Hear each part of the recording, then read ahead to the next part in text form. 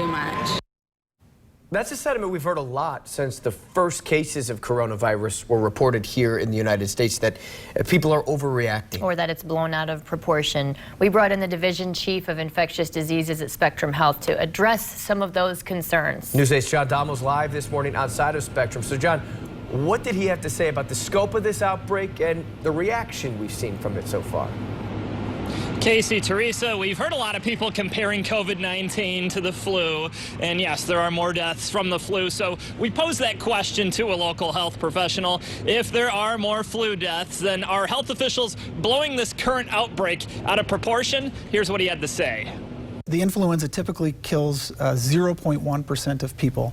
Conservative estimates looking at COVID-ID are saying 1% of people who get COVID-ID will die, which is 10% times more deadly than what influenza is. So while the vast majority of people with COVID-ID will have mild, limited illness, people who are older, greater than 70 years of age, people with heart disease, lung disease, diabetes, they're at much higher risk for death. And that's where this concern is. And that's where these measures are taking place. We're trying to limit the spread to vulnerable populations.